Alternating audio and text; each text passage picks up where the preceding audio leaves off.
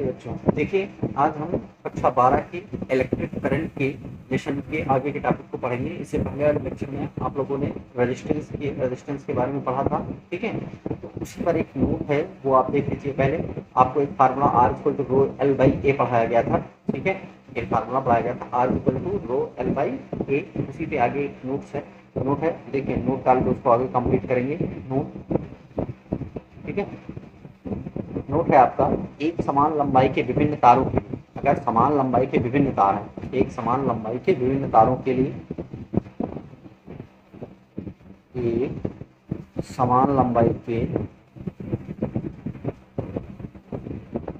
एक समान लंबाई के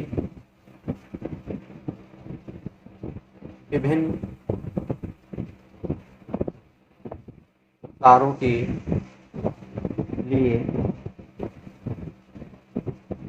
के लिए पतले तार का प्रतिरोध, पतले तार का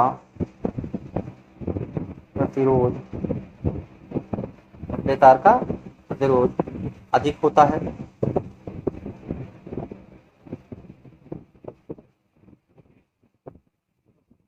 जबकि मोटे तार का प्रतिरोध कम होता है।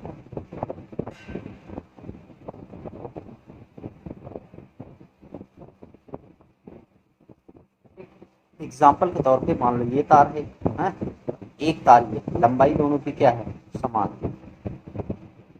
ठीक है। ये भी एल लंबाई की है और ये भी तार कितने का, एल लंबाई का। तो हमेशा मोटे तार का प्रतिरोध, अगर इसका प्रतिरोध R1 मान ले, इसका प्रतिरोध क्या मान ले, R2 मान ले, तो हमेशा R1 इज ग्रेटर देन क्या होगा, R2। मतलब पतले तार का प्रतिरोध मोटे तार की अपेक्षा ज्यादा होता है। कैसे? तो चूंकि technical R equal to formula क्या पढ़ा आपने, रो एल बाई ए, ठीक है। तो एल दोनों में कांस्टेंट है और रो मतलब एक ही पदार्थ है भाई। ये मान लो तांबे का तार ये भी है, मान लिया तांबे का तार ये भी है और ये भी तांबे का तार, किसका है, तांबे का तार। तो दोनों तांबे के तार हैं तो रो भी कांस्टेंट हो गया, ठीक है। रो एल बाई ए, ठीक है। एल भी क्या हो गया, रो कांस्टेंट एल कांस्टेंट। अब देखो चूंकि रो और एल क्या हो गया आपका, कांस्टेंट हो गया। जब ये दोनों कांस्टेंट था, R is directly proportional 1 by क्या बचा है, अब ए में फर्क है, इसका रेडियस कम है, इसका रेडियस क्या है, ज्यादा है। R is directly proportional 1 by क्या, पाई आर स्क्वायर। तो पाई तो कांस्टेंट है, हटा दो, R is directly proportional 1 by R square. मतलब जिसका रेडियस जितना ज्यादा, देखो जिसका रेडियस अगर इंक्रीज करेगा तो रेजिस्टेंस क्या करेगा, डिक्रीज करेगा। समझ में आया कि नहीं है? रेजिस्टेंस में इनवर्सली प्रोपोर्शनल है ना। तो जितना रेडियस ज्यादा होगा उतना ही प्रतिरोध क्या होगा, कम। मतलब मोटे तार का प्रतिरोध कम होता है और पतले तार का प्रतिरोध ज्यादा होता है। एक नोट, ठीक है। बात समझ में आया कि नहीं है सबको? देखो मोटा तार था, इसका प्रतिरोध कम, इसका ज्यादा। कैसे? इस सूत्र से, ठीक। चलिए ये नोट नंबर 1। आगे देखते हैं नोट नंबर 2, ठीक। चलिए दूसरा नोट क्या है, नोट नंबर 2। यदि किसी तार को दोहरा करके ऐड दिया जाए, ठीक है। यदि कोई तार ले, यदि किसी तार को दोहरा करके क्या के ऐड, ठीक है। तो लंबाई कितनी हो जाएगी, आधी हो जाएगी।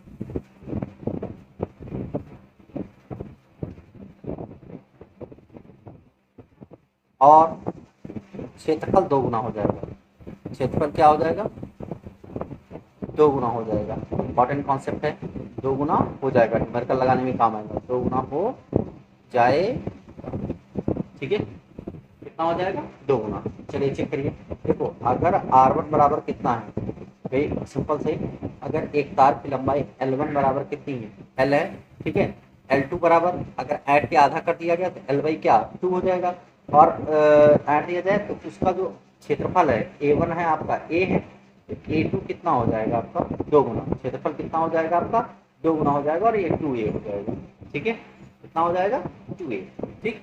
इस तरीके से अगर R1 बराबर R1 बराबर कितना है, R, तो R2 कितना हो जाएगा ये आपको फाइंड करना है। तो देखो R equal to formula rho L by क्या, P, अब देखो रो तो कांस्टेंट है, तो बचा क्या, R directly proportional L by कितना ए आर टू बटे आर वन, ठीक है। तो ये हो जाएगा एल टू बटे एल वन, और ये हो जाएगा ए वन बटे ए टू, क्योंकि ए इनवर्सली प्रोपोर्शनल एल टू कितना हो गया आपका, देखो टू एल बाई टू, और बटे में कितना एल, और ए वन है आपका ए, और ए टू कितना है टू ए, एल से एल कैंसिल हो गया और ए से ए कैंसिल हो गया, तो वाई कितना हो गया 4, ठीक है। इस हिसाब से अगर देखिए तो यहाँ से निकालें तो R two is equal to R one by 4, तो इसका मतलब पहले का क्या हो जाएगा, जब एक चौथाई रह जाएगा, क्या रह जाएगा, पहले का एक चौथाई। ये सब कॉन्सेप्ट आपके इंपॉर्टेंट कॉन्सेप्ट है जो उसमें यूज होता है, ठीक है। नेक्स्ट है वैद्युत ऊर्जा, टॉपिक क्या है, वैद्युत ऊर्जा।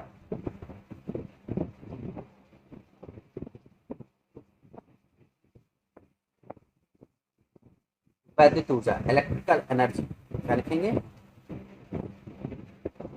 इलेक्ट्रिकल एनर्जी, इलेक्ट्रिकल एनर्जी कह लो, क्या इसको दूसरी हेडिंग है जूल का नियम, क्या लिखेंगे, जूल का नियम,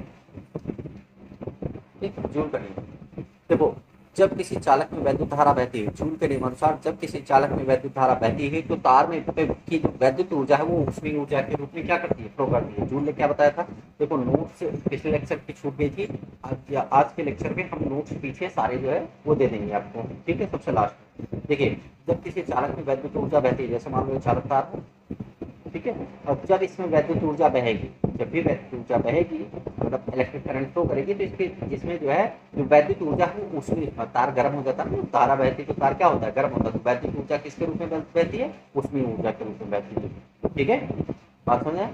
तो अब देखो, तो ये आप फिर लिख लीजिएगा, जूल के नियमानुसार जब किसी चालक तार में वैद्युत धारा बहती है, ठीक है, तो वैद्युत ऊर्जा उसमें ऊर्जा के रूप में क्या होती है, परिवर्तित होती है, इसे हम जूल का नियम कहते हैं, इसे क्या कहते हैं, जूल का नियम कहते हैं। तो देखो इसका सूत्र वगैरह, यदि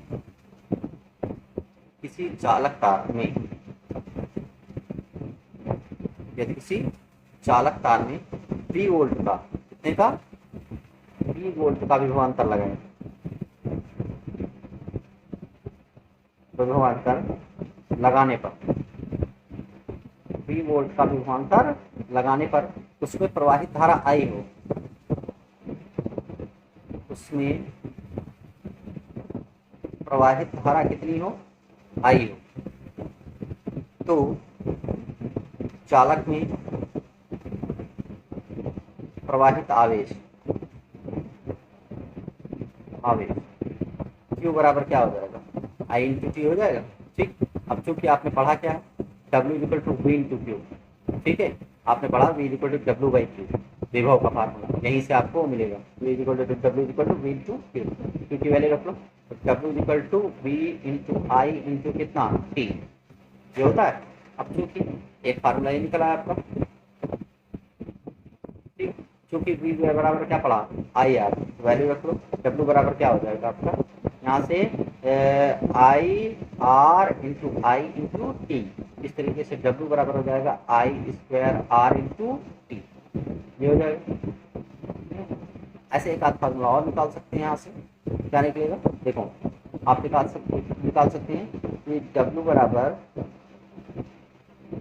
देखो W इक्वल टू आई की जगह पर वैल्यू रख लो, चूंकि आई बराबर V बाई आर भी पढ़ा है, क्या पढ़ा है, I equal to V by R, यहाँ V स्क्वायर बटे कितना R square R into T, R से आर क्या कैंसिल, तो V स्क्वायर आर इंटू कितना टी।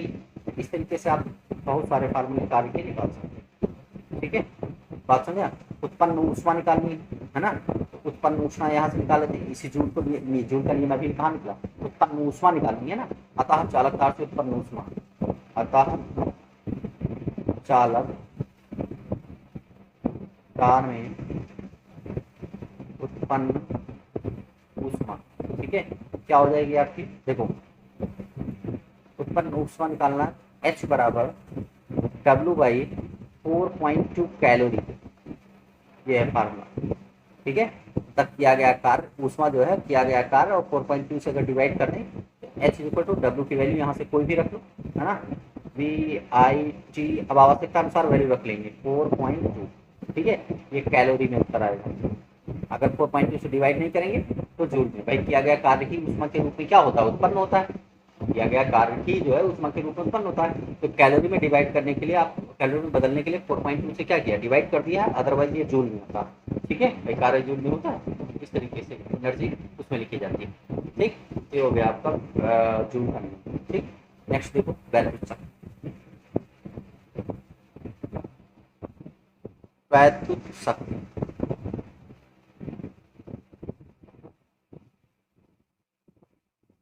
Electrical power.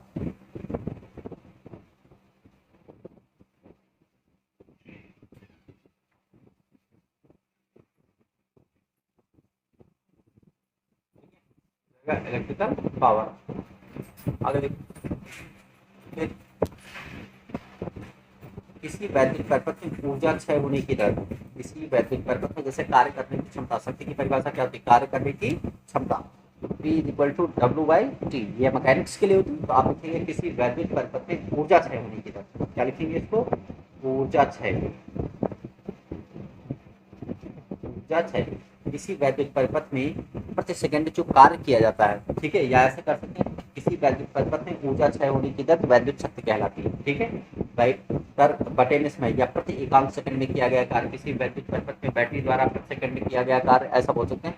तो ज्यादा लफड़ेबाजी वाला डेफिनेशन न याद करें, सीधे याद करें, किसी वैद्युत परिपथ में ऊर्जा क्षय होने की दर को हम क्या कहते हैं, वैद्युत शक्ति कहते हैं। ठीक है, किसी वैद्युत परिपथ में ऊर्जा क्षय होने की दर को हम क्या कहते हैं, ठीक है, वैद्युत शक्ति कहते हैं। P equal to W/T। अब अगर P इक्वल टू W/T होता है तो अभी अभी मैंने पढ़ाया W इक्वल टू, आपने पढ़ा VI और इंटू कितना T, पढ़ाया ना, W equal to V into I into T, अभी पढ़ाया ऊपर। तो P इक्वल टू ये हो जाएगा VIT बटे में T, T से T क्या cancel, P equal to V into I। एक इंपॉर्टेंट फार्मूला है शक्ति का, P equal to V into I। अब चूंकि एक चीज और पढ़ा, V इक्वल टू IR पढ़ा, मतलब मेन फार्मूला ये है, बाकी सब बदल बदल के आ जाएगा, इसी में घुमा घुमा के। ये IR रखेंगे और इंटू I हो जाएगा, तो ये हो जाएगा P इक्वल टू कितना I स्क्वायर इंटू R। वो तो ये सब बस एक फार्मूला याद रखो, बाकी निकल आएगा। अब जैसे फिर से रख लें, I इक्वल टू V/R भी होगा, I इक्वल टू V/R, तो यहाँ वैल्यू रख लेंगे पहले वाले में, तो P equal to V square by R आ जाएगा। ये सब तो कॉमन सेंस की बात है ना, ये आप मेन है, इसको याद करिए। P इक्वल टू, देखो P इक्वल टू W/T परिभाषा से, ठीक है, समझ में आया? किसी वैद्युत परिपथ में ऊर्जा क्षय होने की दर, किसी वैद्युत परिपथ में ऊर्जा क्षय होने की दर क्या कहलाती है, शक्ति कहलाती है। ठीक है, ऊर्जा क्षय होने की दर क्या कहलाती है, शक्ति कहलाती है। P इक्वल W equal to V into IT, अभी ऊपर ऊपर पढ़ा जूल का नियम। ठीक है, ये जूल का नियम आपका। तो इस तरीके से W equal to T cancel हो जाए, P equal to V into I, उसके बाद तो फिर V equal to IR, I equal to V/R। ठीक है, इस तरीके से ये आपका बेसिक था। ठीक है, इसका मात्रक क्या होगा, मात्रक हो जाएगा आपका जूल पर सेकेंड। भाई W/T है ना, तो जूल प्रति सेकेंड। ठीक है, या फिर V इंटू I है तो वोल्ट इंटू एम्पियर, ये वोल्ट इंटू एम्पियर ऐसा भी लिख सकते हैं। ठीक, इस तरीके से अपने हिसाब से देख लीजिए, वोल्ट इंटू एम्पियर होगा, और उसमें शायद थोड़ा सा गलत बच्चे ने छाप दिया है, वोल्ट इंटू एम्पियर। हाँ, वोल्ट इंटू एम्पियर होगा, या तो आप जूल पर सेकेंड लिखिए, दो इंटू जूल पर सेकेंड होगी, या तो वोल्ट इंटू क्या हो जाएगा एम्पियर, दोनों हो जाएगी। ठीक है, क्या जो ठीक, ये हो गया आपका वैद्युत शक्ति। नेक्स्ट टॉपिक है किलोवाट घंटा। किलोवाट घंटा, चलिए देखते हैं किलोवाट घंटा की जगह है।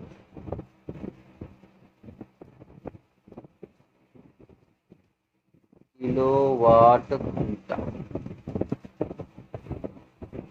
ठीक, किलोवाट घंटा किसे कहते हैं, देखो 1 किलोवाट वैद्युत शक्ति वाले परिपथ, मतलब कोई परिपथ है जो 1 किलोवाट का है। ठीक है, 1 किलोवाट वैद्युत शक्ति वाले परिपथ में लिखेंगे 1 किलोवाट वैद्युत शक्ति वाले, वैद्युत शक्ति वाले परिपथ में, परिपथ में 1 घंटे में व्यय ऊर्जा, 1 घंटे में व्यय ऊर्जा 1 किलोवाट घंटा कहलाती है। क्या कहलाती है, 1 किलोवाट घंटा, 1 किलोवाट घंटा कहलाती है। ठीक है, नोट्स आप नोट से बना लीजिए। ठीक, तो देखो 1 kilowatt KWH is equal to क्या हो जाएगा, 1 गुणे किलो का क्या होता है 10 की घात 3 वाट, ठीक है। ये हो जाएगा आपका 1 × 10⁻³ और आवर का हो जाएगा 3600, है ना। क्या हो जाएगा 3600, 1 घंटे में 3600 सेकंड, ये हो जाएगा जूल मीटर। ये हो जाएगा आपका कितना, मल्टीप्लाई करेंगे 36 × 10⁻³ 2, 3 और 2 कितना 5, है ना। 36 × 10⁵ या 3.6 × 10⁶ जूल, मतलब 1 किलोवाट बराबर इतने जूल होता है यार। ठीक है, ये हो गया, ये हो गया किलोवाट घंटा। देखो किलोवाट घंटा किसे कहते हैं, 1 किलोवाट वाला वैल्यू, मतलब कोई वैल्यू, कोई परिपथ है जिसकी शक्ति, जैसे मोटर लगा होता है, घरों में मोटर लगा होता है, उसकी शक्ति मान लीजिए 1 किलोवाट है, तो 1 घंटे में वो जितनी ऊर्जा लेगा वही उसकी क्या कहलाएगी, पावर कहलाएगी, उसको 1 किलोवाट घंटा कहलाएगा। क्या कहलाएगा, 1 किलोवाट घंटा। ठीक है, चलिए आगे देखो, प्रतिरोधों का संयोजन, मोस्ट इंपॉर्टेंट टॉपिक है, प्रतिरोधों का संयोजन।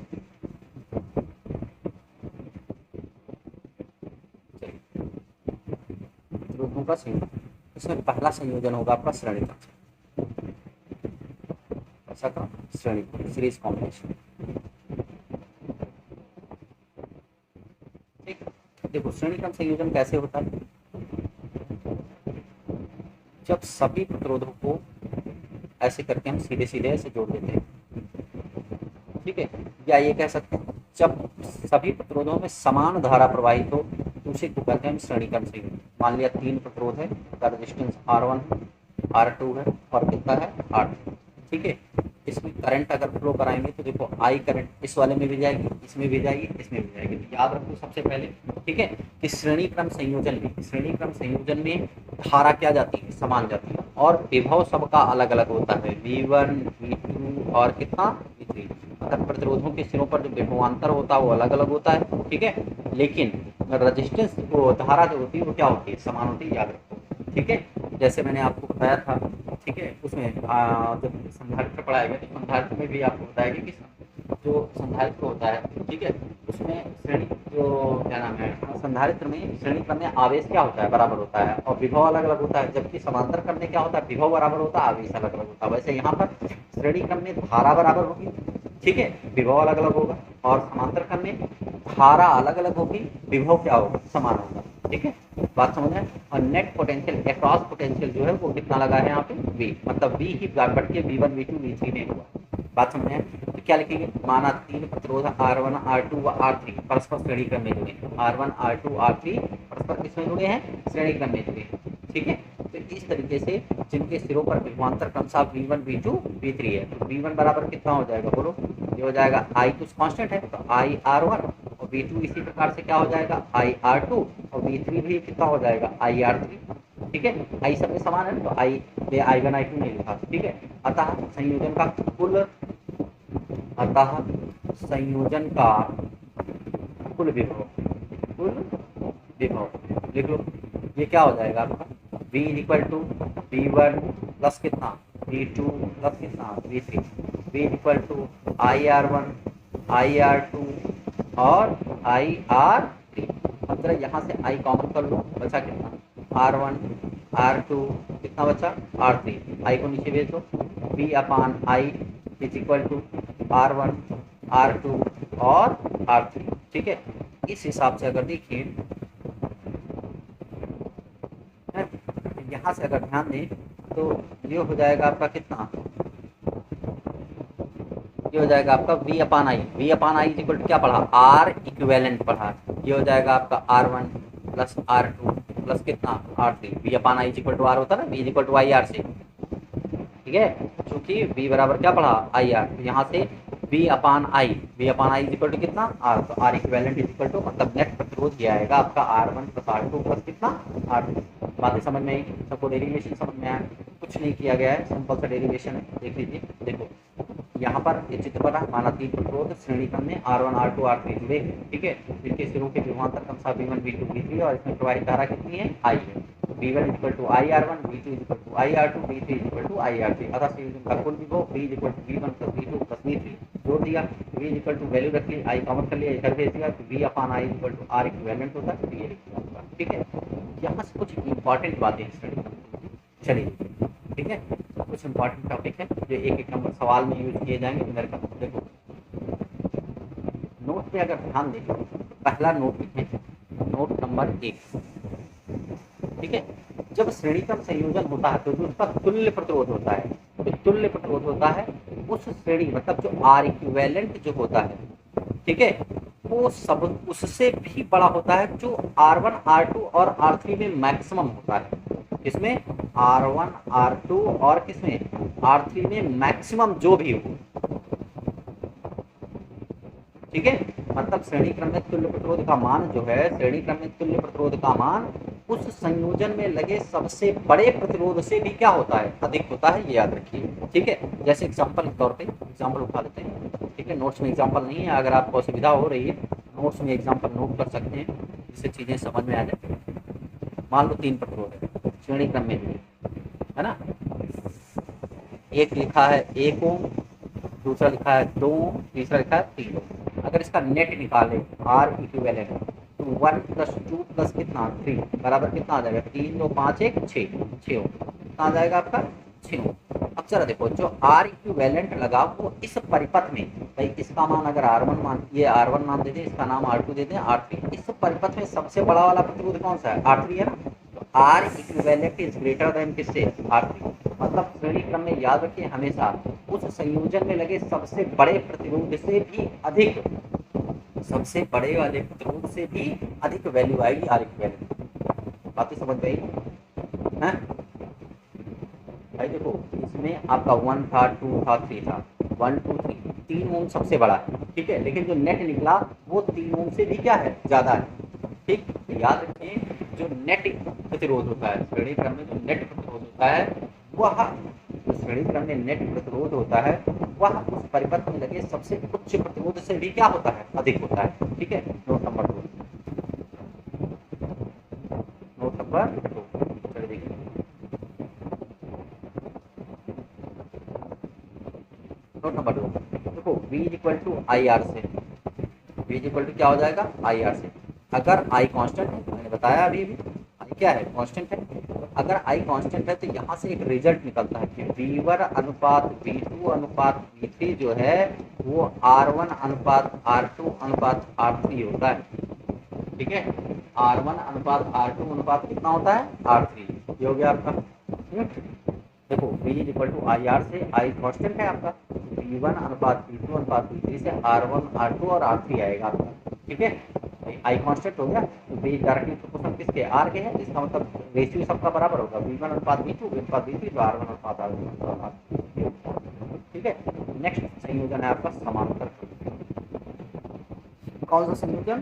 समांतर क्रम संयोजन। चलो भाई देखिए समांतर क्रम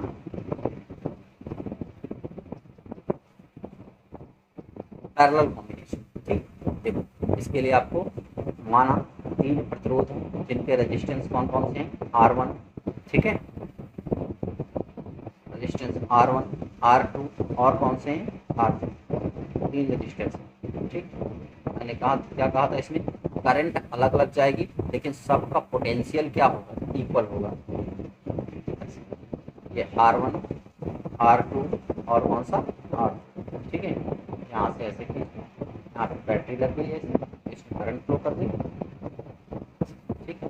इधर से प्लस टर्मिनल से I करंट चली, यहाँ पे पहुंची, इसमें गई I1, इसमें गई I2 और इसमें गई कौन सी? I3। देखो यहाँ पे पहुंचने के बाद 3 रास्ते बढ़ गई 3, ठीक। लेकिन पोटेंशियल सबका वही है, एक ही पोटेंशियल सबका। तो याद रखिए कि प्रतिरोधों के श्रेणी क्रम में जोड़ने पर, ठीक है, प्रतिरोध को समांतर क्रम में जोड़ने पर उसमें विभव बराबर होता है लेकिन धाराएं क्या करती है?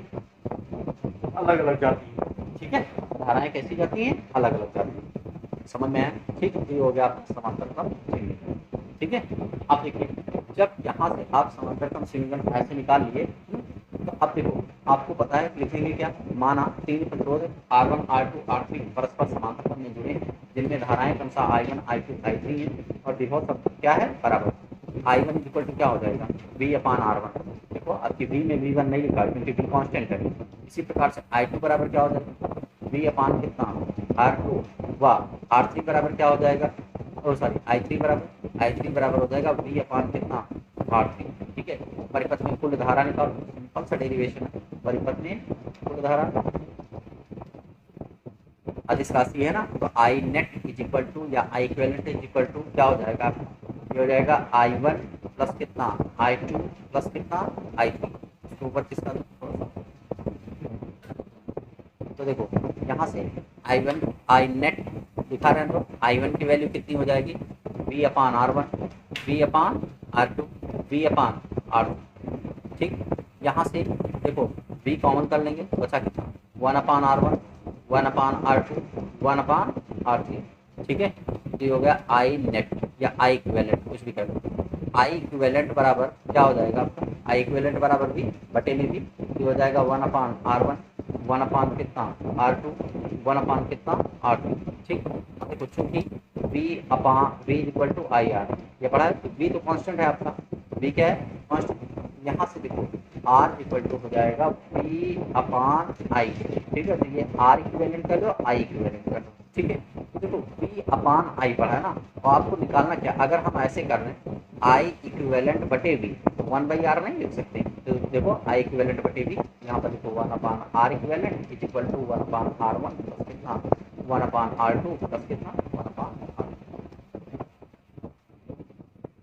ठीक, तो इस तरीके से आप जो है नेट रेजिस्टेंस समांतर करने निकाल सकते हैं। इसके दो नोट सब लिख करके, ठीक है, दो नोट बने, नोट लिखे इसके दो। ठीक, चलिए नोट कैसे लिखेंगे, पहला नोट इसी रिलेशन से निकालेंगे। सबसे पहला नोट है नोट नंबर एक। नोट नंबर एक, जैसे उसमें बताया था कि श्रेणी क्रम संयोजन में जो नेट इक्विवेलेंट निकलता, आर इक्विवेलेंट निकलता है, श्रेणी क्रम की बात कर रहा हूं, पिछला वाला। ठीक है, वो जो है सब परिपथ में लगे सबसे उच्च प्रतिरोध से भी क्या होता है, अधिक होता है। ठीक है, तो इसमें जो आर इक्विवेलेंट निकलता है वो परिपथ में सबसे उच्च प्रतिरोध से भी क्या होता है, उच्च प्रतिरोध से कम होता है। ठीक है, उच्च प्रतिरोध से भी क्या होगा, कम, मतलब परिपथ में सबसे बड़ा वाला, सॉरी सबसे बड़ा, सॉरी उच्च नहीं, निम्न प्रतिरोध से। क्यों, क्योंकि सारे आर नीचे है ना, देखो आर नीचे है, इसका मतलब सबसे निम्न प्रतिरोध होगा उससे भी क्या होगा, कम। एग्जांपल के तौर पे देख लो, जैसे अगर समांतर क्रम में मान लो 3 जोड़ दिया मैंने, 3 रजिस्टेंस को समांतर क्रम में जोड़,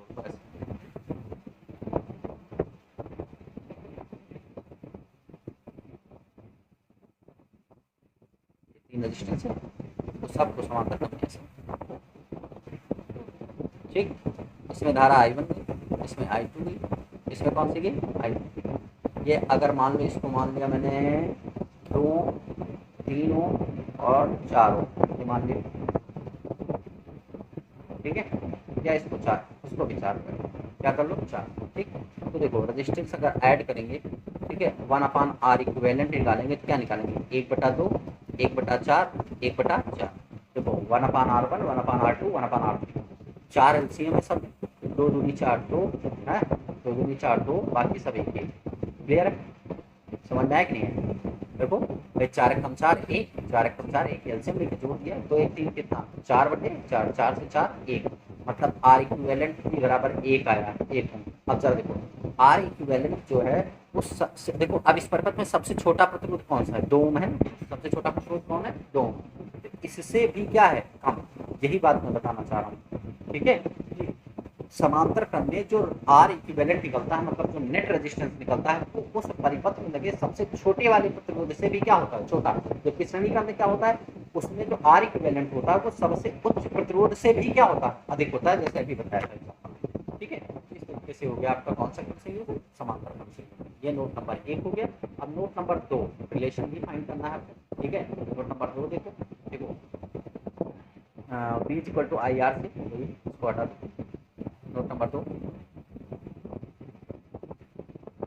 note number 2, B equal to I R से। ठीक है, अब देखो यहाँ से आप आई बराबर क्या निकाल सकते हैं, वी अपान आर, और चूंकि वी क्या है आपका कांस्टेंट है, इसके लिए वी कांस्टेंट है ना समांतर क्रम में, जाहिर से I is directly proportional 1/r, अर्थात I1 अनुपात I2 अनुपात I3 जो है उसका रेशियो क्या हो जाएगा, 1/r1 और अनुपात 1/r2 अनुपात 1/r3। इन सब चीज़ों का यूज हम अच्छे से उसमें करेंगे, क्या नाम है, न्यूमेरिकल में। क्लियर है, ठीक है, ये हो गया आपका। चलो आगे देखो, इसके बाद है आपका इलेक्ट्रिक सेल। इलेक्ट्रिक सेल, अब धीरे धीरे हम लोग किरचॉफ के नियम की ओर पढ़ रहे हैं। बढ़ रहे हैं तो थोड़ा सा अच्छे से पढ़िए सब लोग, क्योंकि न्यूमेरिकल भी इस चैप्टर से इम्पॉर्टेंट है, पूरा चैप्टर काफ़ी इंपॉर्टेंट है, थ्योरी भी इम्पॉर्टेंट है। ठीक है, चलिए अब देखते हैं सेल।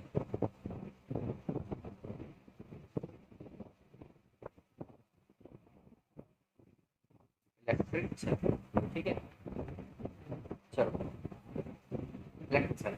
देखो सेल एक ऐसी युक्ति है, सेल के बारे में आपने थोड़ा बहुत पढ़ रखा है स्कूल में। सेल एक ऐसी युक्ति है, ठीक है, सेल एक ऐसी युक्ति है जो रासायनिक ऊर्जा को किसमें कन्वर्ट करता है, ठीक है, मतलब केमिकल एनर्जी को इलेक्ट्रिकल एनर्जी में क्या करता है, चेंज करता है। सेल एक ऐसी युक्ति है, केमिकल एनर्जी को क्या करता है, इलेक्ट्रिकल एनर्जी में चेंज करता है।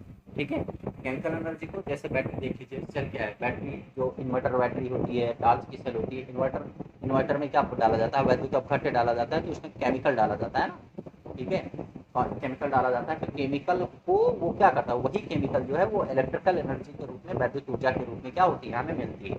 ठीक है, इन्वर्टर की बैटरी पर ध्यान दीजिए, उसमें जो है वैद्युत अपघट्य हम केमिकल ही तो डालते हैं उसमें, ठीक है, जो वाटर डालते हैं, ठीक है, केमिकल डालते हैं, केमिकल, वही केमिकल जो है वो क्या करता है, मतलब केमिकल एनर्जी, वो एनर्जी को स्टोर करता है और उसको क्या करता है, आपको इलेक्ट्रिकल एनर्जी के रूप में देता है। ठीक है, सेल एक ऐसी युक्ति है जो रासायनिक ऊर्जा को वैद्युत ऊर्जा में क्या करता है, बदल देता है। ठीक है, रासायनिक ऊर्जा को वैद्युत ऊर्जा में बदलता है। ठीक है, समझ में आया। और सेल का काम क्या है, सेल का काम ये है कि वैद्युत परिपथ में आवेश प्रवाह को निरंतर बनाए रखना। ठीक है, सेल का काम क्या है, ठीक है, सेल का काम है आवेश प्रवाह को निरंतर बनाए रखना। सेल दो प्रकार के होते हैं, पहला होता है प्राथमिक सेल, ठीक है, और दूसरा होता है द्वितीयक सेल। ठीक, प्राथमिक सेल और कौन सा सेल, द्वितीयक सेल। अब देखो प्राथमिक सेल के का काम क्या होता है, वे रासायनिक सेल, प्राथमिक सेल वे रासायनिक सेल जिनमें अनुत्क्रमणीय अभिक्रिया होती है, मतलब प्राथमिक सेल कहलाते हैं। बात समझ में, ठीक है, जैसे इसका एग्जांपल क्या हो जाएगा, देखो इसका एग्जांपल हो जाएगा अनुत्क्रमणीय अभिक्रिया। अनुत्क्रमणीय अभिक्रिया का मतलब केमिस्ट्री में आपने पढ़ रखा, उत्क्रमणीय अनुत्क्रमणीय। अनुत्क्रमणीय अभिक्रिया जो एक ही दिशा में संपादित होती है, जबकि अनुत्क्रमणीय अभिक्रिया दोनों दिशाओं में संपादित होती है। जैसे केमिस्ट्री में आपने पढ़ा पानी का बर्फ बनना, बर्फ का फिर से पानी बनना, ये आपकी कौन सी घटना है, ये व्युत्क्रमणीय। ठीक है, समझ में आया? ठीक है, उत्क्रमणीय जिसको कहते हैं, उत्क्रमणीय अभिक्रिया कहते हैं। ठीक है, अब और कुछ ऐसी चीजें होती है जैसे कागज का जल जाना, ठीक है, मतलब कागज जलेगा तो राख बन जाएगा, फिर राख से आप कागज नहीं बना सकते। इस तरीके से ये आपकी अनुत्क्रमणीय अभिक्रिया होती है। तो वैसे प्राथमिक सेल जो होते हैं, इसमें कुछ एग्जाम्पल होता है, डेनियल सेल, है ना, डेनियल सेल और लेक्लांसी सेल, ठीक है, लेक्लांसी सेल। इस तरीके से शुष्क सेल, कुछ सेल होते हैं जिनको एक बार चार्ज करके यूज करके फेंक देते हैं हम, जैसे टार्च का सेल, ठीक है, घड़ी का सेल, ये सब सेल एक बार यूज किया जाता है, उसके बाद उसको फेंक दिया जाता है। ठीक है, मतलब इनको हम दोबारा चार्ज नहीं कर सकते। वे रासायनिक सेल जिनमें उत्क्रमणीय अभिक्रिया होती है, मतलब जिनको एक बार आवेशित करके हम यूज करके उसके बाद उसको फेंक सकते हैं, दोबारा चार्ज नहीं कर सकते। दूसरा होता है द्वितीयक सेल, ठीक है, इन्वर्टर बैटरी, शीशा संचायक सेल, क्षारीय सेल, ठीक है, क्षारीय सेल, हमारे घरों में जो इन्वर्टर की बैटरी रहती है वो अपनी क्षारीय सेल होता है। कैसा होता है, क्षारीय सेल, मतलब उसको हम बार बार चार्ज करके फिर से यूज कर सकते हैं। ठीक है, इसको कहते हैं, इसमें उत्कीर्णीय अभिक्रिया होती है। बात समझे, तो ये हो जाएगा आपका शीशा संचायक सेल, इसका एग्जाम्पल शीशा संचायक सेल, ठीक है, और दूसरा कौन सा, क्षारीय सेल। ठीक है, तो इस तरीके से ये हो गया आपके सेल, दोनों सेल। ठीक है, अब अगला टॉपिक है सेल का विद्युत वाहक बल। बता दें, सेल का विद्युत वाहक बल। चलिए देखिए, इंपॉर्टेंट टॉपिक है सेल का विद्युत वाहक बल। सेल का विद्युत वाहक बल, ठीक, सेल का विद्युत वाहक। अब देखो सेल का विद्युत वाहक बल, जैसे मान लो इसको अंग्रेजी में कहते हैं इलेक्ट्रोमोटिव फोर्स, बहुत जरूरी है इसके अंग्रेजी में, इलेक्ट्रोमोटिव फोर्स, शॉर्ट फॉर्म में लिखते हैं इसको ईएमएफ, क्या लिखते हैं, ईएमएफ। ठीक है, अब देखो सेल का विद्युत वाहक बल क्या होता है। ठीक, देखो दो चीजें पढ़ाएंगे, एक टर्मिनल विभवांतर पढ़ाएंगे, एक विद्युत वाहक पढ़ाएंगे, एक ही चित्र से। देखो ये आपका मान लो एक बैटरी है, इसमें दो टर्मिनल है आपके, एनोड और कैथोड।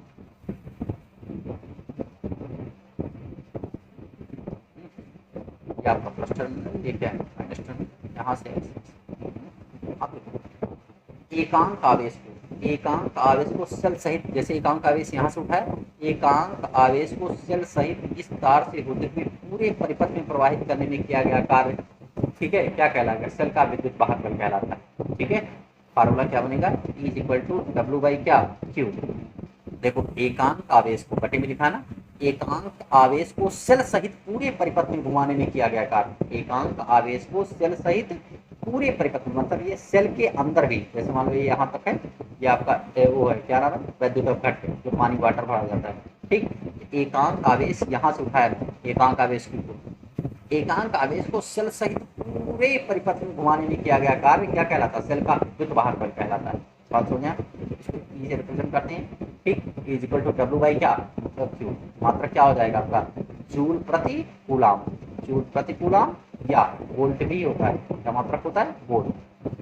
ठीक है, फिर से देख ले परिभाषा, एकांक आवेश को सेल सहित पूरे परिपथ में घुमाने में किया कार्य, मतलब सेल के साथ साथ, मतलब वैद्युत अपघट्य में भी एकांक आवेश को सेल सहित पूरे परिपथ में घुमाने में किया गया कार्य क्या कहलाता है, सेल का विद्युत वाहक बल कहलाता है। ठीक है, अब नेक्स्ट है आपका सेल का टर्मिनल विभवांतर, क्या है आपके पास, सेल का टर्मिनल विभवांतर। चलिए देखिए सेल का टर्मिनल विभवांतर,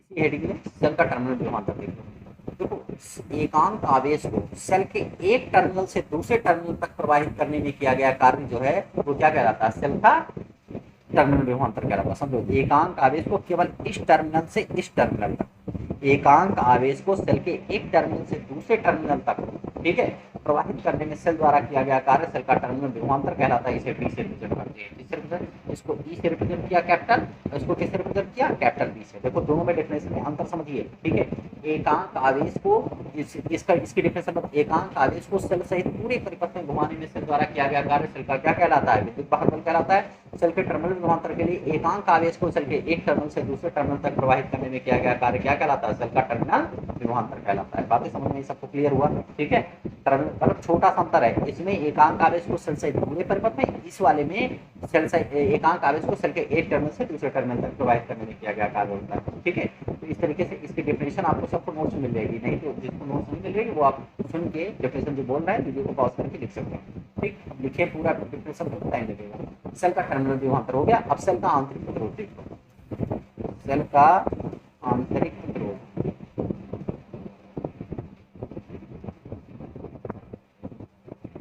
देखो सेल में जो ये वैद्युत अपघट्य डाला जाता है, ठीक है भाई, देखो आवेश अगर ऐसे फ्री स्पेस में चल रहा है, ऐसे ऐसे चल रहा है, तो इसको ये आराम से चल सकता है ना। देखिए जब वैद्युत अपघट्य में जाता है, जब वैद्युत अपघट्य में जाता है, ये वैद्युत अपघट्य इस आवेश प्रवाह के मार्ग में क्या करता है, अवरोध उत्पन्न करता है, जिससे सेल का आंतरिक प्रतिरोध कहते हैं। ठीक है, सेल का वैद्युत अपघट्य, परिभाषा क्या लिखेंगे, सेल का वैद्युत अपघट्य, ठीक है, आवेश प्रवाह के मार्ग में, आवेश प्रवाह के मार्ग में जो अवरोध उत्पन्न करता है उसे हम सेल का आंतरिक प्रतिरोध कहते हैं। इसे स्मॉल आर से रिप्रेजेंट करते हैं, कैपिटल आर से नहीं, स्मॉल आर से, कैपिटल आर से एक्सटर्नल और डिस्टर्नल रिप्रेजेंट करते हैं, बाह्य प्रतिरोध। समझ में आया कि नहीं है। ठीक है, तो इस तरीके से ये आपका हो गया सेल का आंतरिक प्रतिरोध। ध्यान से समझिए, सेल का आंतरिक प्रतिरोध तीनों डेफिनेशन इंपॉर्टेंट है, सेल का विद्युत वाहक बल, सेल का टर्मिनल विभवांतर, सेल का आंतरिक प्रतिरोध। सेल का टर्मिनल विभवांतर क्या होता है, एकांक आवेश को सेल के एक टर्मिनल से दूसरे टर्मिनल तक प्रवाहित करने में किया गया कार्य। सेल का विद्युत वाहक बल क्या होता है, एकांक आवेश को सेल से पूरे परिपथ में प्रवाहित करने में किया गया कार्य। ठीक, तो सेल का आंतरिक प्रतिरोध सेल के वैद्युत अपघट्य द्वारा आवेश प्रवाह के मार्ग में डाला गया अवरोध ही क्या कहलाता है, आपका सेल का आंतरिक प्रतिरोध कहलाता है। बातें समझ में आई। ठीक, इस तरीके से ये इसका टॉपिक हो गया। नेक्स्ट देखो, ठीक है, नेक्स्ट आपका सेल के विद्युत वाहक बल और टर्मिनल विभवांतर में अंतर, मोस्ट इंपॉर्टेंट टॉपिक है। देखो मोस्ट इंपॉर्टेंट है बोर्ड परीक्षा के लिए, आप सभी लोग इंपॉर्टेंट लिखते रहिएगा। ठीक है, देखो सेल के विद्युत वाहक बल, विद्युत वाहक बल एवं टर्मिनल विभवांतर में संबंध। ठीक है, सेल के विद्युत वाहक बल एवं टर्मिनल विभवांतर, टर्मिनल विभवांतर व आंतरिक प्रतिरोध में संबंध, व आंतरिक प्रतिरोध में संबंध, शॉर्ट फॉर्म में लिखें इसको क्या लिखेंगे, कैपिटल ई वी आर में संबंध, है ना, ई वी आर। ई आपका क्या हो गया, विद्युत भाग बल, बी आपका टर्मिनल वोल्टेज, और क्या है सेल का आंतरिक। ठीक, चलो रेडिंग हो गई। अब यहाँ पे एक परिपथ बना लेते हैं, है?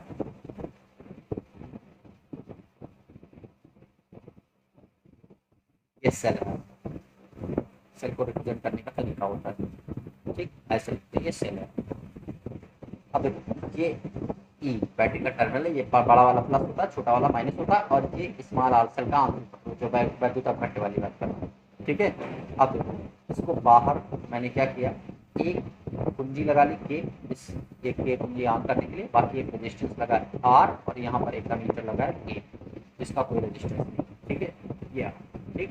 देखो माना एक सेल जिसका विद्युत वाहक बल, माना एक सेल है जिसका विद्युत वाहक बल ई है, जिसका विद्युत वाहक बल कितना है, इसका विद्युत वाहक बल कैपिटल ई, विद्युत वाहक बल कैपिटल ई, ठीक है। वह आंतरिक प्रतिरोध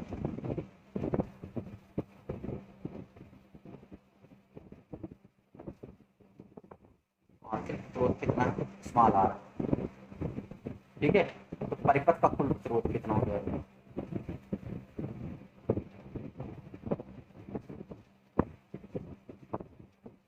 आर इक्विवेलेंट, आर इक्विवेलेंट। चलो चेक करो, ये वाला आर अगर यहाँ से आई धारा चली, यहाँ से आई धारा चली तो यहाँ भी जाएगी, यहाँ भी जाएगी, यहाँ भी जाएगी, यहाँ भी जाएगी, तो दो रेजिस्टेंस है, एक एक्सटर्नल वाला है, एक इंटरनल वाला है, तो दोनों किस क्रम में, जब धारा समान जाती है तो कौन सा क्रम होता है, श्रेणी क्रम होता है। तो श्रेणी क्रम में क्या लिखते हैं, R equivalent equal to R one plus R two plus R three plus R four, जो भी, तो यहाँ पर दो ही है, तो इसका मतलब आर प्लस क्या हो जाएगा, स्मॉल आर हो जाएगा ना।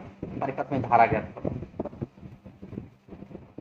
परिपथ में धारा, तो धारा के लिए आई इक्वल टू सेल का कुल विद्युत वाहक बल, है ना, क्या होता है आपका सेल का कुल विद्युत वाहक बल ई नेट और बटे कितना, आर नेट, ठीक है, या आर इक्विवेलेंट।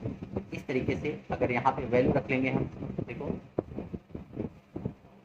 देखो आई इक्वल टू ई नेट की वैल्यू आपको ई पता है, एक ही बैटरी लगी है ना, ई वाली ई लगेगा, और आर नेट की वैल्यू देखो, आर प्लस कितना हो गया, स्मॉल आर, क्रॉस मल्टीप्लाई करा देंगे, ठीक है, क्रॉस मल्टीप्लाई आई ब्रैकेट में आर प्लस कितना, small R is equal to E, अगर अंदर मल्टीप्लाई करेंगे आई आर हो जाएगा, और प्लस का आई आर हो जाएगा, और ई हो जाएगा, ठीक है। यहाँ से I R is equal to B, भाई I R B is equal to I R पढ़ा है ना, ये क्या पढ़ा, B is equal to I R, तो ये आई आर को बी और प्लस का I R is equal to E, इस तरीके से बी बराबर क्या हो जाएगा, ई माइनस कितना, आई आर, ये आपका रिलेशन होता है सेल का टर्मिनल विभवांतर, विद्युत वाहक बल और आंतरिक प्रतिरोध, ठीक है। तो इस तरीके से रिलेशन हो गया। अब यहाँ से एक मोस्ट इंपॉर्टेंट टॉपिक है, ये फार्मूला कब होगा, देखो ये चलेगा यदि सेल से कोई धारा ना ली जाए, ठीक है। कंडीशन देखो, कंडीशन पे जरूर ध्यान देना, ठीक है। यदि सेल से कोई धारा न ली जाए, धारा ना ली जाए, तो ध्यान देना, सेल से कोई धारा ना ली जाए, तो देखो सेल से कोई धारा ना ली जाए तो ये क्या हो जाएगा आपका, आई बराबर क्या हो जाएगा, जीरो, और इस केस में B is equal to E minus I का मान जीरो इंटू आर, मतलब बी इज इक्वल टू क्या हो जाएगा, zero, sorry B is equal to E, मतलब अगर सेल से कोई धारा नहीं ली जा रही है तो सेल का जो विद्युत वाहक बल, मतलब जो बैटरी लगी है और जो उसका टर्मिनल वोल्टेज है, वो दोनों सेम, बात समझ में है, ठीक है, बात समझ में है, ठीक है। तो इस तरीके से ये हो गया आपका, तब दोनों का V और E दोनों क्या हो जाएगा, बराबर, ठीक। अब चला एक चीज और ध्यान देना, नोट पे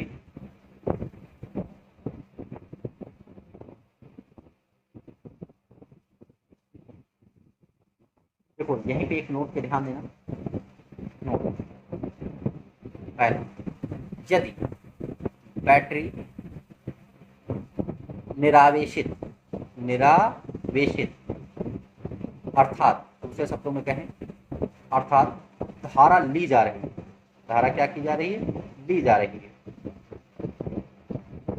तो फार्मूला यही चलेगा, v इक्वल टू क्या चलेगा, ई माइनस आई आर। समझ में आया? लेकिन अब देखो, बैटरी को चार्ज भी तो करना पड़ता है, ये तो जब मतलब बैटरी से जब धारा ली जा रही है तब ये, ठीक है। लेकिन अगर कहीं बैटरी को चार्ज किया जा रहा हो, सेकंड केस, यदि बैटरी को आवेश दिया जा रहा हो, आवेश दिया जा रहा हो, इंपॉर्टेंट है, न्यूमेरिकल लगाने में बहुत यूज होगा। बैटरी को आवेश दिया जा रहा हो, अर्थात दूसरी भाषा में कहें चार्ज किया जाए। क्या किया जाए? चार्ज किया जाए, ठीक है।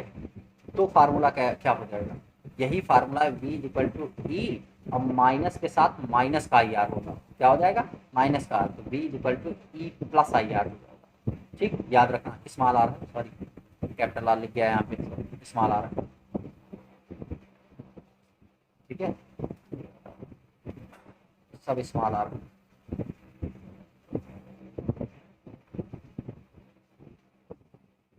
देखो ये स्मॉल आर, ठीक है। मतलब जब बैटरी को, ध्यान देना है कंडीशन, देखो जब बैटरी को चार्ज किया जाए अर्थात आवेशित किया जाए तो ये वाला करंट, और जब बैटरी से धारा ली जाए तो ये वाला चलेगा, ठीक है। तो पहले था ये वाला v equal to I R, ठीक है। तो ये सब चीज़ें छोटी छोटी बातें हैं जो ध्यान देना है, ठीक है।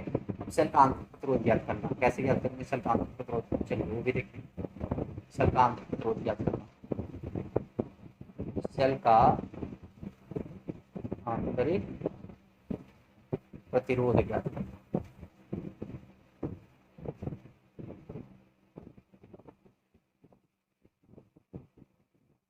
सेल का आंतरिक प्रतिरोध देखो, चूंकि आपने पढ़ रखा है v equal to E minus कितना पढ़ा, आई आर पढ़ा, ठीक। तो यहाँ से अगर देखें तो आई आर बराबर क्या हो जाएगा, इसको इधर ई माइनस कितना v, यहाँ से आर बराबर ई अपान आई हो जाएगा, और माइनस का v अपान क्या हो जाएगा, आई।